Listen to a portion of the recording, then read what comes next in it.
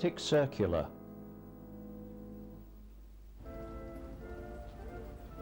Of all the ways of approaching Bergen, Norway's second largest city, the ferry from Newcastle must be the most interesting, arriving as it does between a litter of islands connected by small ships and large bridges.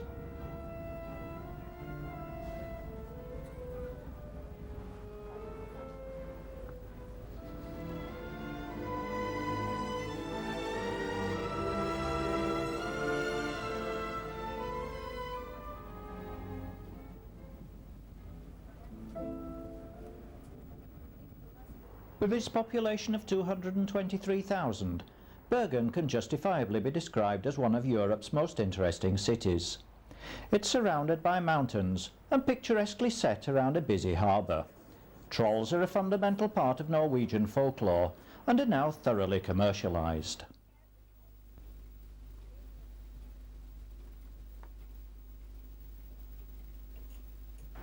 The wooden buildings on the quayside, known as Bruggen, were once the houses of the Hanseatic merchants of the 1700s and 1800s. They encircle the remnants of the Middle Ages. The area was rebuilt after a fire in 1701. The town originates from about the year 1000. In the 11th and 12th centuries it was Norway's most important town and royal residence.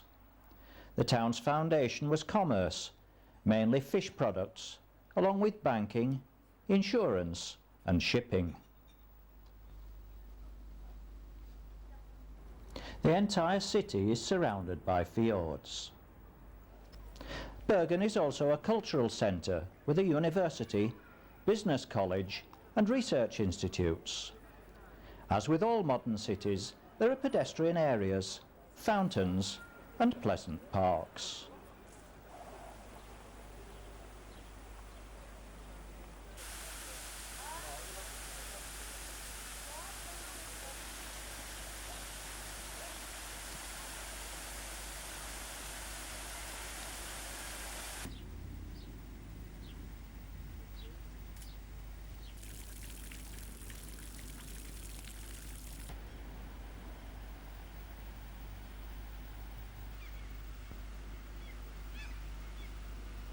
That first evening we boarded the Midnattssol, one of the distinctively liveried Hurtigruten or express route coastal steamers, which depart daily from Bergen on the 12-day, 2,500-mile round trip to the Russian border via mainland Europe's northernmost point at North Cape. This was to be our home for the next 4 days. During the night we sailed past a long stretch of Norway's west coast before docking in the tiny village of Rorvik mid-morning. The steamer is the main link between little outposts like this and the rest of Norway, a lifeline carrying both goods and passengers. Our next port of call is Alesund at noon, at 12 o'clock.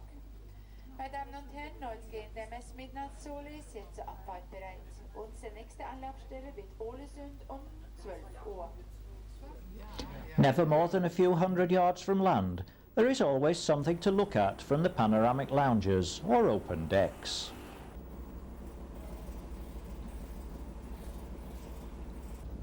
The Art Nouveau town of Alesund is reached at noon.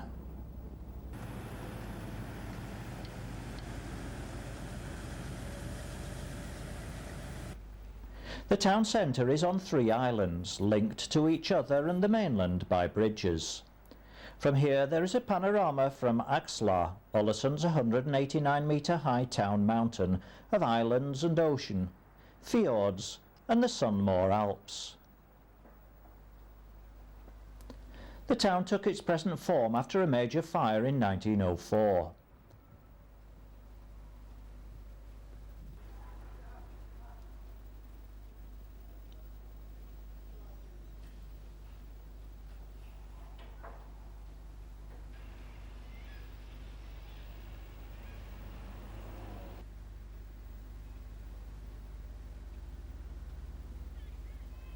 Ålesund is one of Norway's largest fishery harbours, with fish processing firms and a large export of fish products.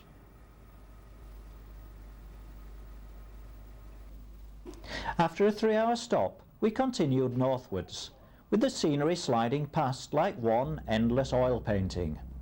Not for nothing is this called the world's most beautiful voyage.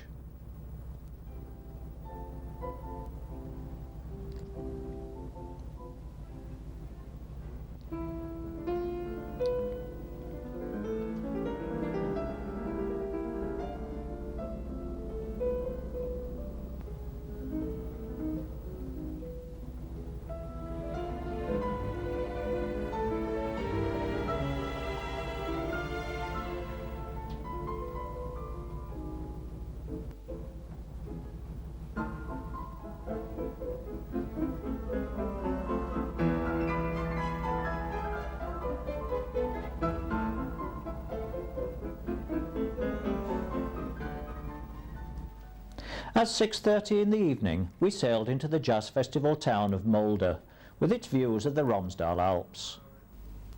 Destroyed by bombing in 1940, it was rebuilt with wide business streets. It's known as the Town of Roses. The complex of fjords around Molde is served by a fleet of smaller ferries. Our next stop was in Trondheim. This is an old and interesting town. Central parts have wide streets and low wooden houses. Nidaros Cathedral is Norway's national shrine and Northern Europe's largest medieval building. It represents both Romanesque and Gothic styles. Fire after fire ravaged the church, and when the still ongoing restoration commenced in 1869, it was virtually a ruin. During the afternoon and evening, the ship sailed past some 6,000 islands and skerries on the way to Rorvik.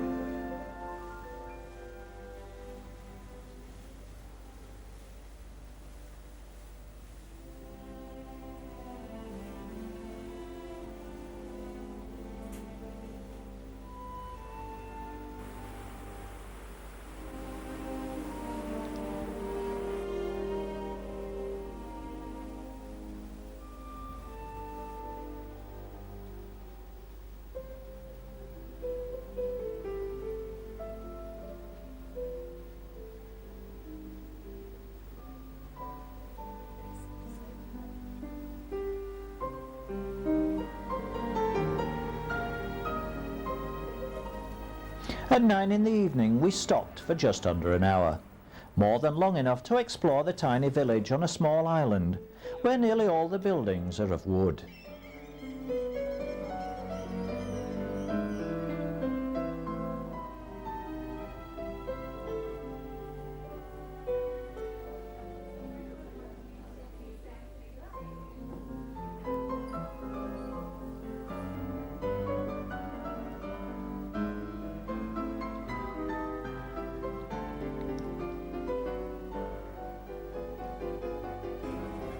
Here we met our sister ship, the Vesteralen, which was southbound. Back on board, and it's still daylight.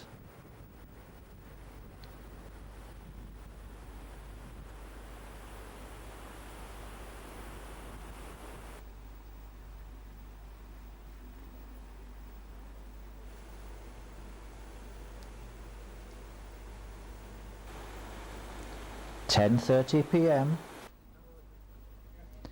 11 p.m. 11:10, 11:20, 11:30, almost midnight. 6 a.m. and the whole ship is up again because we're crossing the Arctic Circle.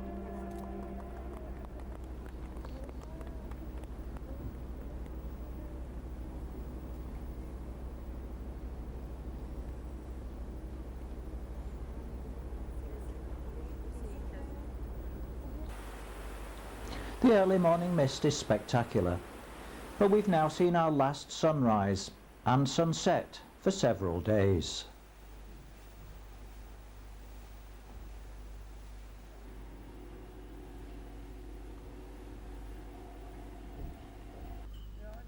During breakfast we passed the Kong Harald, one of the newer generation of the Hurtigruten ships. Then some of the passengers joined a much smaller boat for a side trip.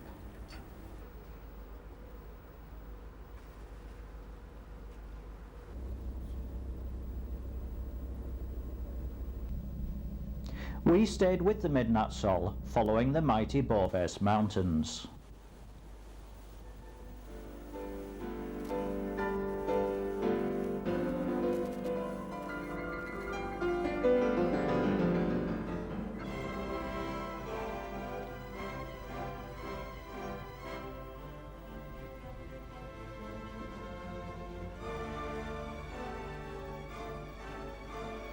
We called briefly at Ornes, before continuing on our way to Bodo.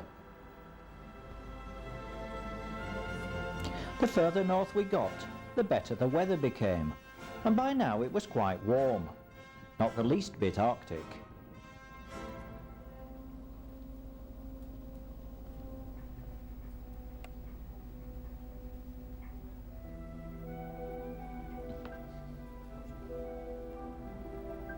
There's been a town at Bodo since 1816.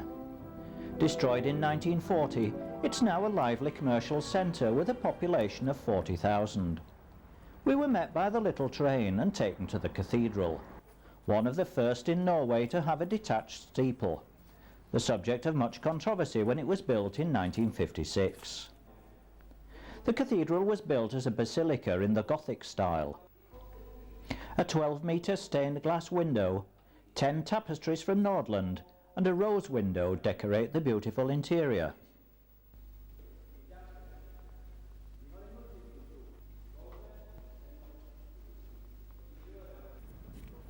A 150 miles from the mainland, the Lofoten Islands, our next stop, have a magic all of their own. The town of Svolvær is set among sharp ridges and peaks, steep valleys and strange features which appear like fantastic sculptures in the weathered rock. The local inhabitants say that you can smell money on the Lofoten Islands. To everyone else it's the smell of fish, here drying on large racks at the side of the harbour. Continuing between the Lofoten Islands, we made a small detour.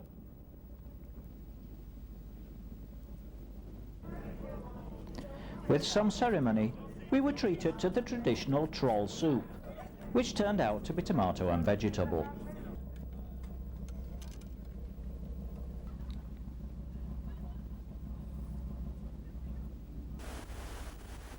Then we went into the tiny Trollsfjord.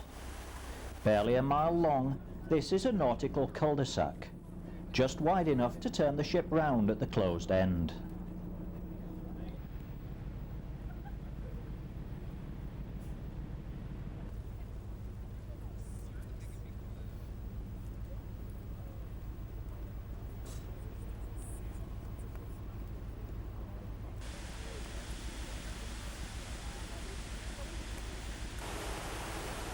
A highlight of the diversion was the sight of a fish eagle soaring high overhead.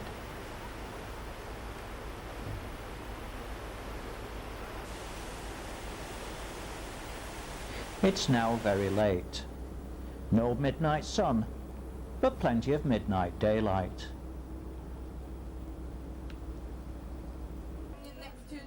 The following morning we were visited by King Neptune, who formally welcomed us to the Arctic. You are now under my protection and have the same status as cod, halibut, mermaids and crabs. We were then baptized with iced water. We left the Midnattssol at Tromso. With its 34 ports of call, the Hurtigruten is so vital to Norway's transport network, it is officially classified as Highway Number 1. Known as the Paris of the North, Tromso is home to the world's most northerly university and brewery. Tromsdalen Church was built in 1965 and is known as the Arctic Cathedral. It houses one of Europe's biggest works of stained glass art.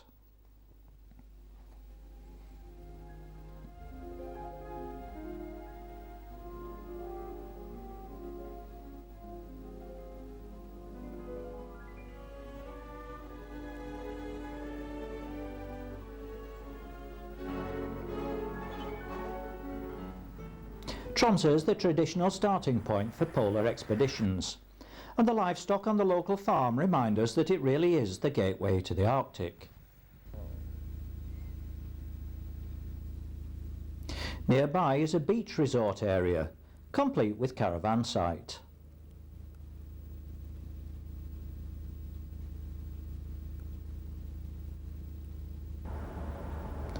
Tromso was the most northerly stop of our tour, and we began to head south in our own car, taking the E6.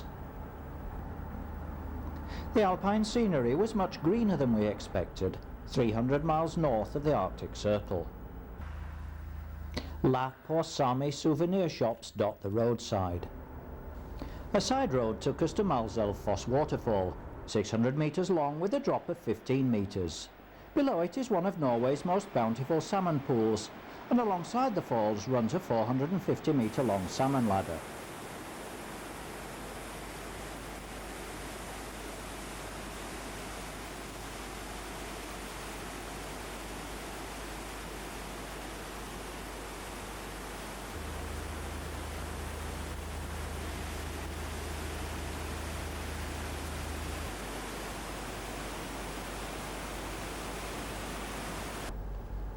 We then crossed Rorvik Bridge, one of Norway's largest suspension bridges, before passing Narvik and Fjaerland. During the next few days, we were to discover that Norwegian climate owes more to altitude than latitude, and we were to pass from summer to winter and back many times as we motored south.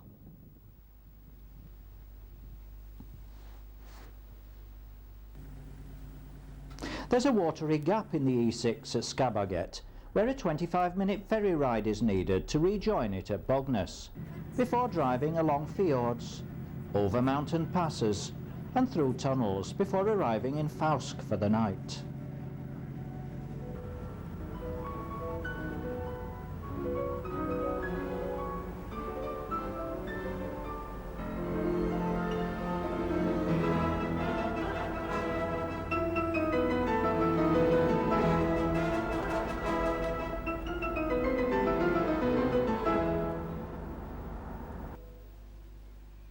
The following morning we took the country road to Evansdal Valley through the ravine.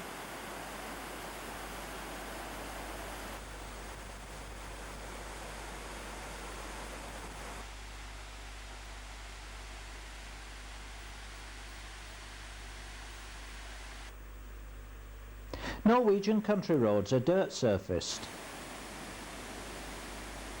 The valley is a departure point for hikers, and there is good fishing in the mountain streams.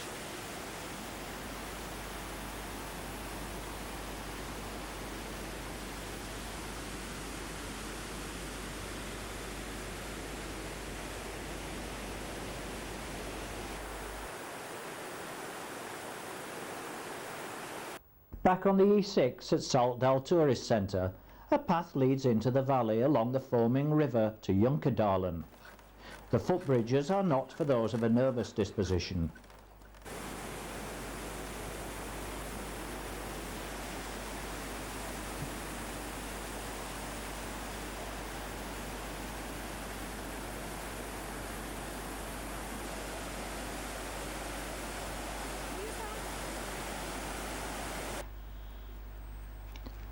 Continuing south, the two markers show the line of the Arctic Circle, as does the Arctic Centre.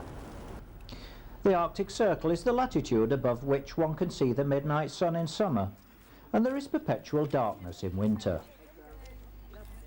We're now near the Spartasen glacier, which covers an area of 370 square kilometres and is the second largest glacier in Norway.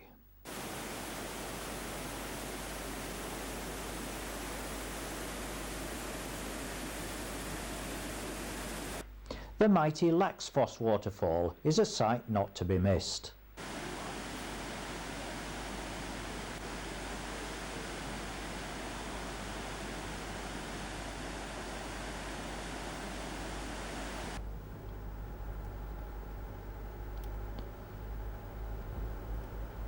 Further down the road we took another detour to Brattfossen, which is a hydroelectric power station.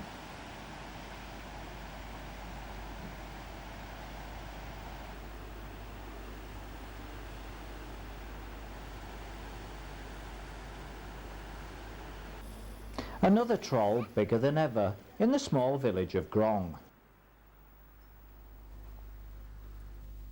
Then we motored around the Inderøy Peninsula with its beautiful views.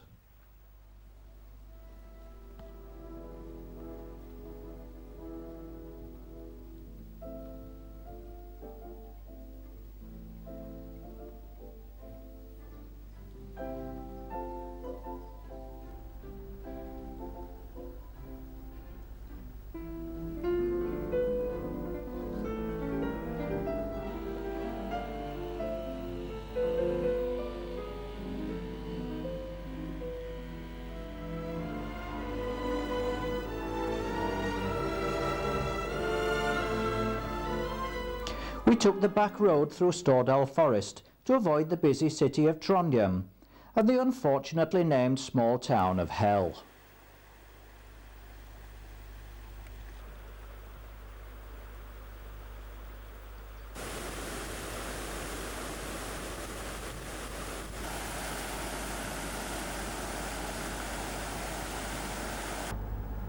At Magalopet, north of Engen and quite near the road, the Driva River rushes through a narrow canyon.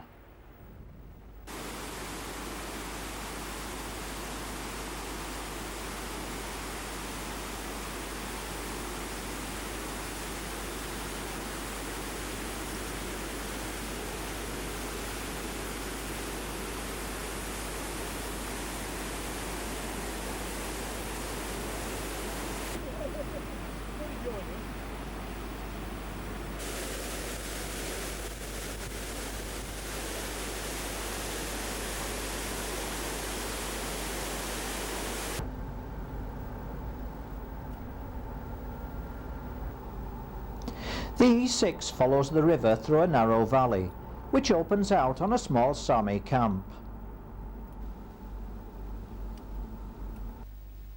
Here, alongside the souvenir stall, we had a close encounter with a reindeer.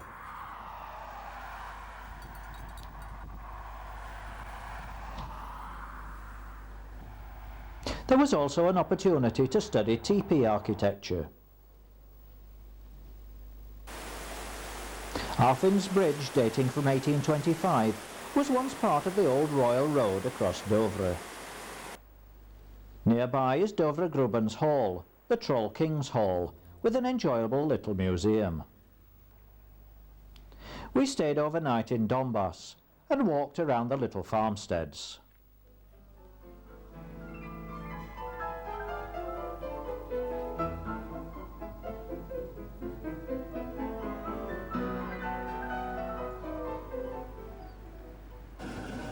The following morning we awoke to find this on the lawn.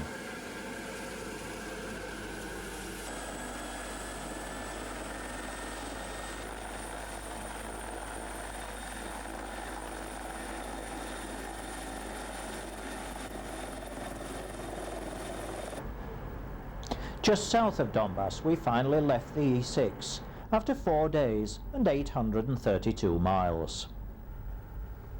We drove through northern Gudbrandsdal on the country roads, bypassing Otta, and into Vagamo with old preserved farmsteads. Vaga Church, originally a stave church, was rebuilt to a cruciform in 1625. Juttelheimen Open Air Museum was closed, but we could see most of it from the road.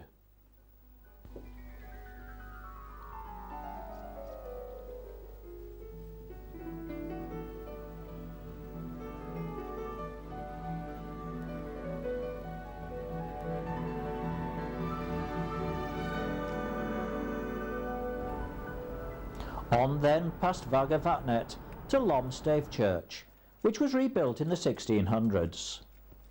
There's an impressive waterfall right on the edge of town.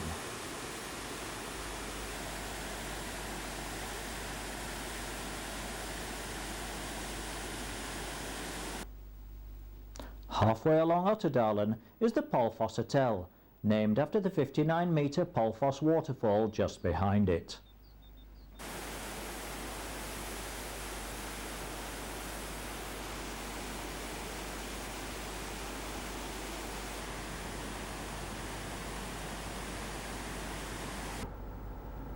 Island is the driest region of Norway, with an annual rainfall comparable to that of the Sahara.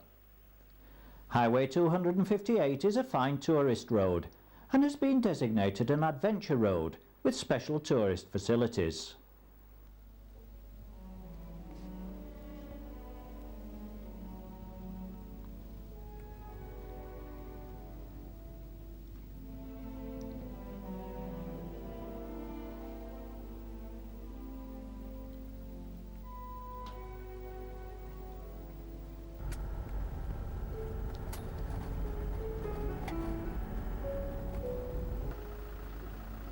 After 20 kilometres, it passes the Stryn summer ski centre.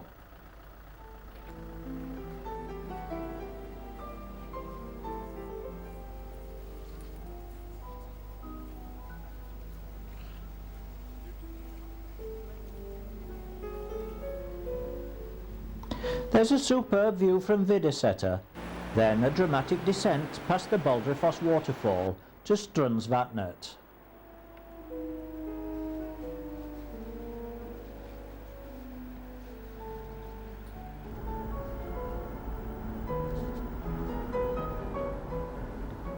Near Stryn, a centre in Inner Nordfjord, we passed Utvik, a fjord village in a farming area, and then on to Loen, Nordfjord's biggest tourist resort.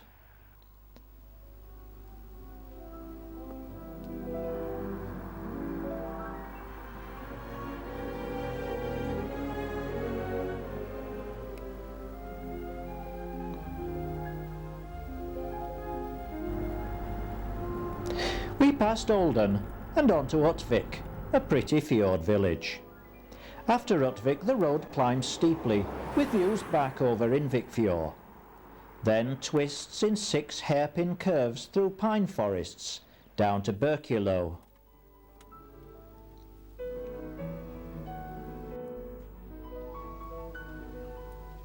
Skei is a small town at the top of the beautiful Lake Jolster.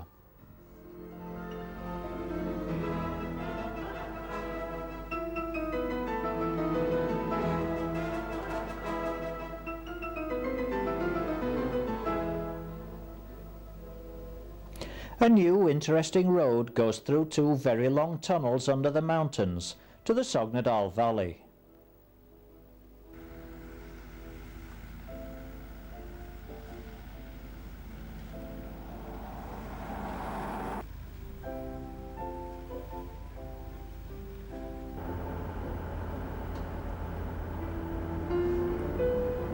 Between the 2 tunnels is glacier country. First is the Bergen.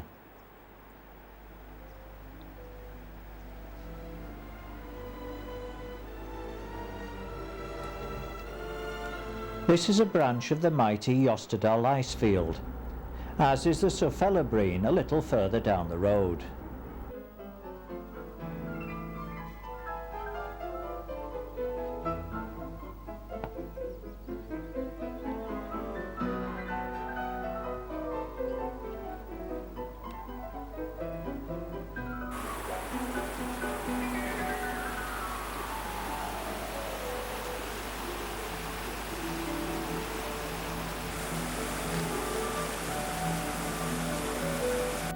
The area is full of narrow country roads, which wind up or round the mountains, all with superb views.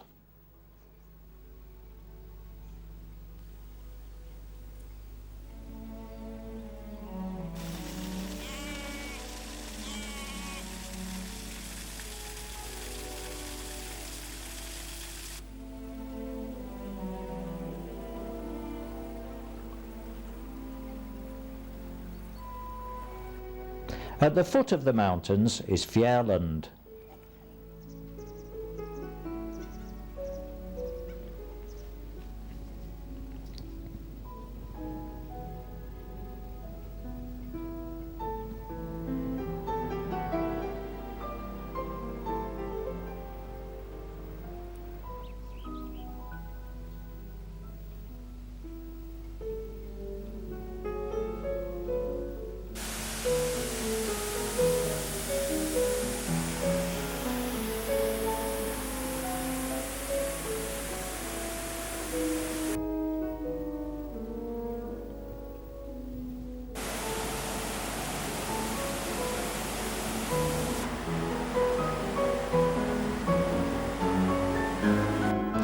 It's worth a visit to the Nordfjord area, where the scenery is wild and beautiful.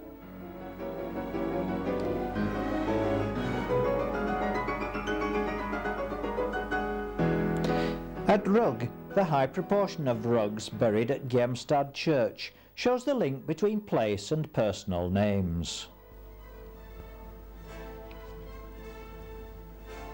A side road leads to one of Europe's longest salmon ladders at Eidsfoss.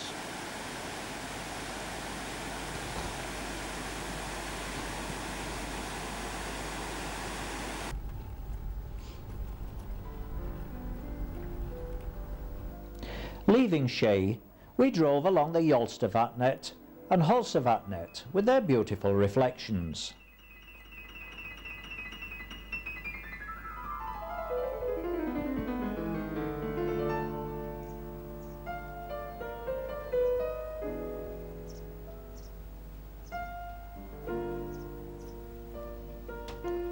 Then over the Fjells and the road's highest point at 745 metres.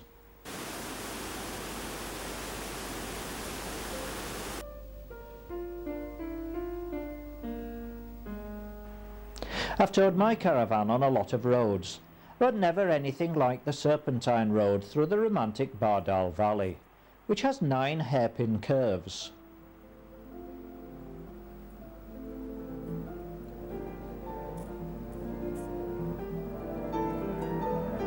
It was bad enough driving down solo.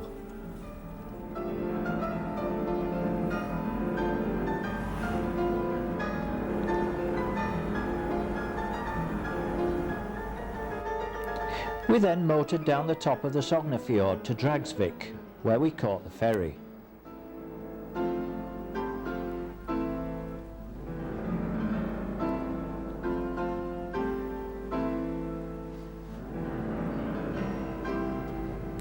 This took us on the 20-minute crossing to Vangsnes, with views back to Balestrand, Sogne's largest tourist resort.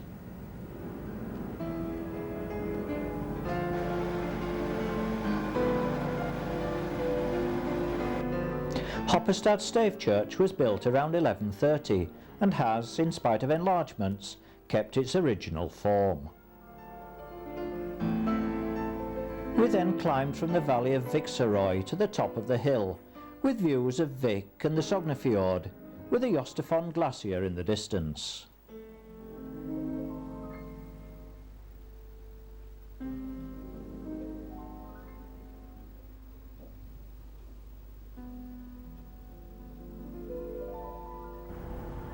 On the mountain, the snow was still lying, and the lakes just beginning to thaw.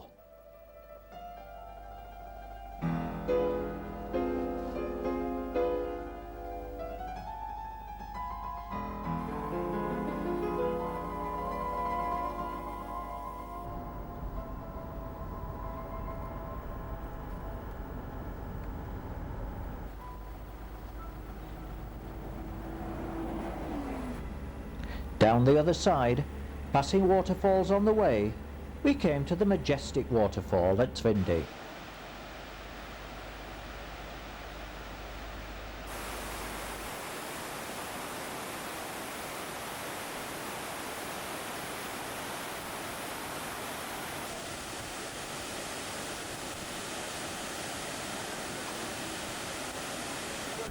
Further along, the Skjøvefoss waterfall in the Granvinelva River is worth a detour.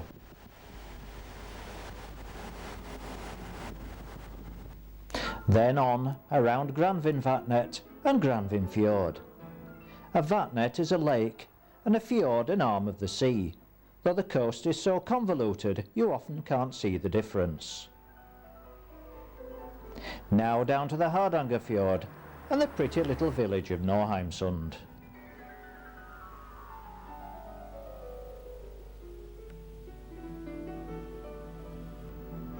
We stayed at the Sandven Hotel, a wooden structure dating from 1857 but recently restored. It stands in its own grounds on the edge of the fjord.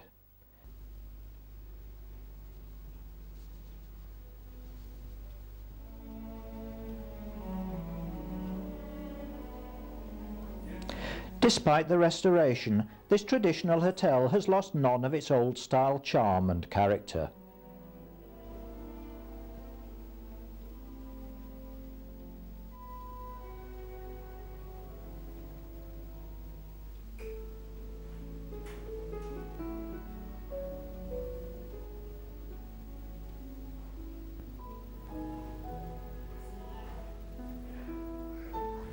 The quay outside the hotel is the terminus for express boats sailing to villages further along the fjord, which is rich in sea life.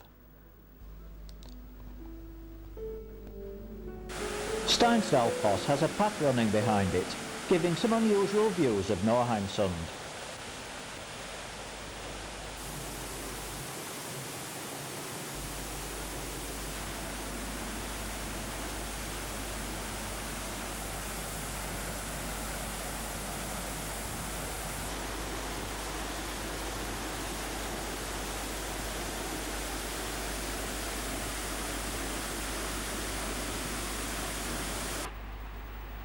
Leaving Norheimsund on our last day, we passed Brattfoss.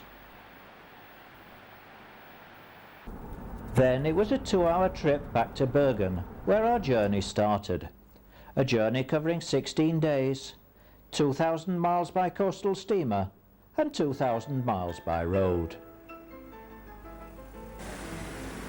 All that remained was to rejoin the Jupiter and sail back to Newcastle.